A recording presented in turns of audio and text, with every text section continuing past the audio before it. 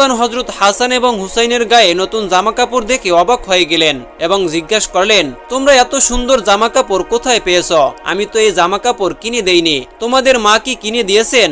হযরত আলী রাদিয়াল্লাহু তাআলা আনহু আরো বলতে লাগলেন, তোমাদের মাই বা এ জামা কাপড় কেনার অর্থ কোথায় পেলেন? তখন হযরত ফাতেমা রাদিয়াল্লাহু তাআলা আনহা হযরত আলীর কাছে সবকিছু বর্ণনা করলেন। হযরত আলী এবং হযরত ফাতেমা রাদিয়াল্লাহু তাআলা আনহুর বুঝতে বাকি রইল না যে যিনি জামা দিয়ে গেছেন নিশ্চয়ই তিনি আল্লাহর কোনো ফেরেশতা ছিলেন। আল্লাহ পাক রব্বুল আলামিন নবীর কন্যা হযরত ফাতেমা রাদিয়াল্লাহু তাআলা আনহুর দোয়া কবুল করেছেন এবং আকাশ থেকে ফেরেশতার মাধ্যমে হযরত হাসান এবং হুসাইনের জন্য বেহেশতি জামা কাপড় পাঠিয়ে দিয়েছেন। একদা হযরত হাসান এবং হুসাইন রাদিয়াল্লাহু তাআলা আনহু খুবই অসুস্থ ছিলেন, কিছুতেই তাদের অসুস্থতা ভালো হচ্ছিল না। তখন শেরেখোদা হযরত আলী রাদিয়াল্লাহু তাআলা আনহু এবং হযরত ফাতিমা রাদিয়াল্লাহু তাআলা আনহু মান্নত করলেন, হযরত হাসান এবং হুসাইন যদি সুস্থ হয়ে যায় তাহলে আল্লাহর শুকরিয়া আদায়ের বরকতে তারা 3টি নফল রোজা পালন করবেন। দিন যেতে লাগলো। হযরত হাসান এবং হুসাইন রাদিয়াল্লাহু তাআলা আনহু সুস্থ হয়ে ওঠার পরে তারা নিয়ত পূরণ করার জন্য রোজা রাখা শুরু করলেন। তারা 3টি রোজা রাখার নিয়ত করেছিলেন, কিন্তু রোজা পালন করার জন্য সেহরি খাওয়ার মতো তাদের ঘরে কোনো কিছুই ছিল না। ফলে তারা সেহরি করার জন্য কোনো কিছুই না পেয়ে শুধুমাত্র পানি খেয়ে রোজা নিয়ত করে ফেলল। হযরত আলী রাদিয়াল্লাহু তাআলা আনহু আল্লাহর দেয়া রিজিক অন্বেষণে হাড়ভাঙ্গা পরিশ্রম করে কিছু জব নিয়ে আসলেন। সেই জবগুলো জাতাতে পিষে হযরত ফাতেমা রাদিয়াল্লাহু তাআলা আনহু রুটি বানাতে শুরু করলেন। সেই রুটি দিয়ে যখন ইফতারি করতে বসলেন, ঠিক ওই সময় একজন দরিদ্র ব্যক্তি তাদের ঘরে এসে বলল, হে আলী, হে ফাতেমা, আমি তো সারাদিন কোনো কিছুই খাইনি, আমি ক্ষুধার জ্বালায় মরে যাব, তোমরা কি কিছু আমাকে খেতে দিতে পারবে? তখন হযরত আলী এবং হযরত ফাতেমা রাদিয়াল্লাহু তাআলা আনহার ওই দরিদ্র ব্যক্তির প্রতি খুব মায়া হলো। যদিও তারা নিজেরাও ক্ষুধার্ত ছিল, তারপরও তাদের ইফতারের জন্য রাখা রুটিগুলো সেই দরিদ্র ব্যক্তিকে দিয়ে দিল। দরিদ্র ব্যক্তিটি পেট ভরে সেই রুটি আহার করল এবং তাদের জন্য দোয়া করে খুশি মনে সেখান থেকে চলে গেল।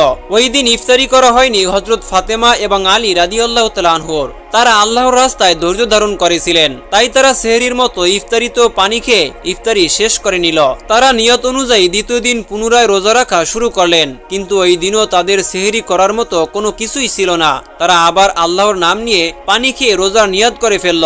রোজা রেখে হযরত ফাতিমা রাদিয়াল্লাহু তাআলা আনহু সাংসারিক কাজে সারাদিন কঠোর পরিশ্রম করলেন এবং হযরত আলী রাদিয়াল্লাহু তাআলা আনহু কঠোর পরিশ্রম করলেন এবং পুনরায় কিছু রুটি বানানোর জন্য জব নিয়ে আসলেন। সেই জব আবার তাতে পিষে হযরত ফাতেমা রাদিয়াল্লাহু তাআলা আনহু রুটি তৈরি করলেন। ইফতার করার জন্য যখনই হযরত ফাতিমা রাদিয়াল্লাহু তাআলা আনহু এবং হযরত আলী রাদিয়াল্লাহু তাআলা আনহু ইফতার করতে বসলেন, ঠিক ইফতারের সময় একজন এতিম বালক এসে বলল, আমি সারাদিন কিছুই খাইনি, আমি অনেক ক্ষুধার্ত, আমাকে কি আপনারা কিছু খেতে দিতে পারবেন? ফলে হযরত আলী রাদিয়াল্লাহু তাআলা আনহু এবং হযরত ফাতেমা রাদিয়াল্লাহু তাআলা আনহু সেদিনও তাদের ইফতারির জন্য বানানো রুটিগুলো ওই এতিমকে দিয়ে দিল এবং তারা পুনরায় পানি খেয়ে ইফতার করলেন।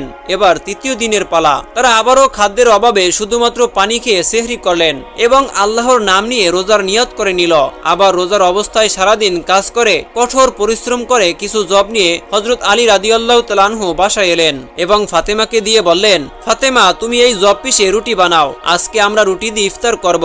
সেই রুটি নিয়ে যখন ইফতারের সময় আবারও ইফতার করতে বসলো, ঠিক ওই সময় একজন যুদ্ধ বন্দী এসে বলল, হে বিশ্বনবীর বংশধর, আমি আজ 3 দিন যাবত কোনো কিছুই খাইনি, আমি অনেক ক্ষুধার্ত, ক্ষুধার জ্বালায় কাতর হয়ে গিয়েছি, হয়তো ক্ষুধার জ্বালা সহ্য করতে না পেরে আমি এখনই মারা যাব, তোমরা কি আমাকে কিছু খেতে দিতে পারবে?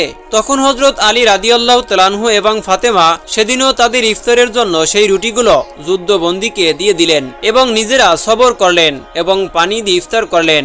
মানুষের প্রতি দয়া মায়া কি উজ্জ্বল উদাহরণ তাদের। চতুর্থ দিন তারা আর কোনো রোজা রাখলেন না। সেদিন বিশ্বনবী হযরত মুহাম্মদ সাল্লাল্লাহু আলাইহি ওয়াসাল্লাম হযরত ফাতেমার বাড়িতে তাশরিফ আনলেন। নবীজি সাল্লাল্লাহু আলাইহি ওয়াসাল্লাম সবার মুখের দিকে তাকিয়ে দেখলেন সবার মুখ শুকিয়ে গিয়েছে। নবীজি সাল্লাল্লাহু আলাইহি ওয়াসাল্লাম তাদের উদ্দেশ্য করে বললেন, তোমাদেরকে দেখে আমার খুব কষ্ট হচ্ছে, তোমাদের দিকে তো আমি তাকাতেও পারছি না। তোমরা আল্লাহকে খুশি করার জন্য ক্ষুধার যন্ত্রণা সহ্য করে যে অনাহারীকে খাবার দিয়েছ, নিশ্চয়ই আল্লাহ পাক রব্বুল আলামিন তোমাদের উপরে খুশি হয়েছেন এবং এর প্রতিদান তোমরা ইনশাআল্লাহ অবশ্যই পাবে। কিছুদিন পরে রাসূল আকরাম সাল্লাল্লাহু আলাইহি ওয়াসাল্লাম অসুস্থ হয়ে পড়লেন। নবীজি যেদিন দুনিয়া থেকে বিদায় গ্রহণ করবেন সেদিন হযরত ফাতিমা রাদিয়াল্লাহু তাআলা আনহু আল্লাহর রাসূলের কাছেই ছিলেন। হযরত মুহাম্মদ সাল্লাল্লাহু আলাইহি ওয়াসাল্লাম তার আদরের দুলালি ফাতেমাকে খুবই ভালোবাসতেন এবং তিনি বললেন যে ফাতিমাকে ভালোবাসবে সে আমাকে ভালোবাসবে এবং যে আমার মেয়ে ফাতেমাকে কষ্ট দিবে সেজন্য আমাকেই কষ্ট দেয়। নবীজি কিছুক্ষণ পরে কেঁদে উঠলেন। তখন ফাতেমা রাদিয়াল্লাহু তাআলা আনহু নবীজিকে জিজ্ঞাসা করলেন, আব্বাজান আপনি এভাবে কান্না করছেন কেন? তখন বিশ্বনবী সাল্লাল্লাহু আলাইহি ওয়াসাল্লাম বললেন, মা, আমি যেদিন দুনিয়া থেকে বিদায় হয়ে মহান আল্লাহ পাক রব্বুল আলামিনের দরবারে চলে যাব তখন আমার উম্মতের কি অবস্থা হবে সেই কথা চিন্তা করে আমি অস্থির